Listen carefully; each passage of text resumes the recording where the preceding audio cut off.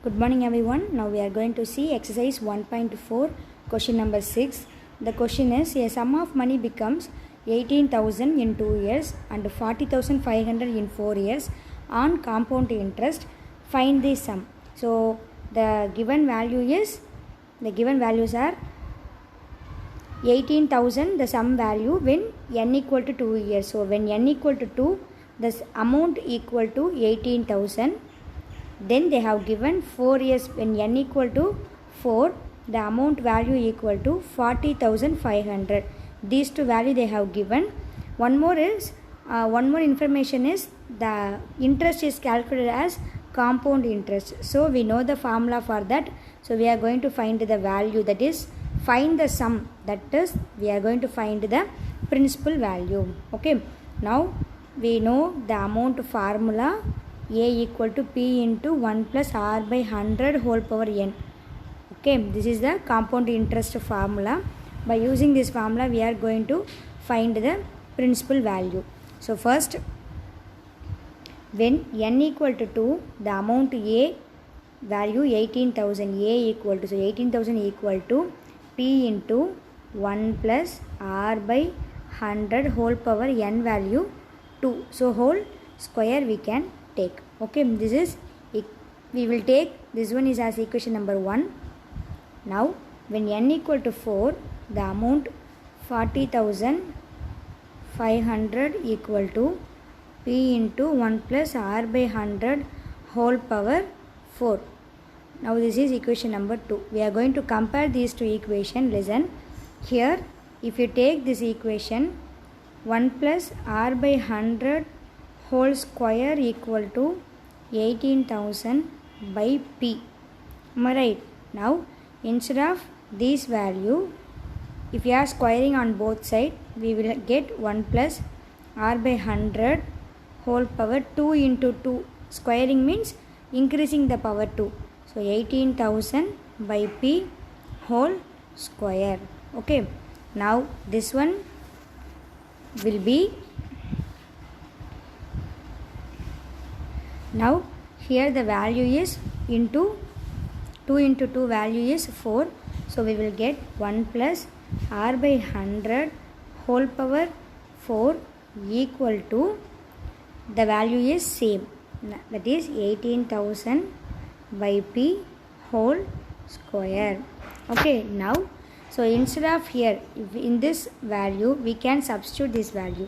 So 40,500 equal to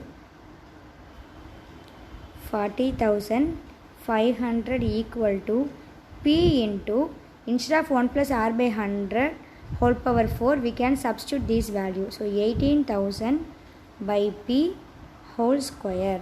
Clear? Now P into, here one more P square, this value square, this value square. So 18,000 square by P square, here 40,500.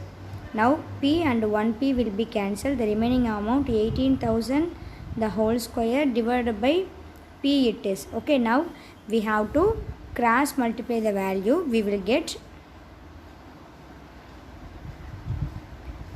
now if we cross multiply the value means we will get P into 40,500 equal to 18,000 square means 18,000 into 18,000. Now P alone we need. So P equal to 18,000 into 18,000 divided by 40,500. Now 0 0 cancel, 0 0 cancel. Now we can cancel by 5 table. Here 3 5s are 15, remaining 3, 6 5s are 30. Here 8 5s are 40, then 1 5s are 5. Next 81, here we will cancel by 3 table. Here 1 3s are 3, 2 3s are 6. Here 2 3s are 6, remaining 2, 7 3s are 21. Now 12 and 21, 27 we can cancel by 3 table again. 4 3s are 12. Here 9 3s are 27. Now we have 18,000 into 4, 18,000 into 4 divided by this 9 we have.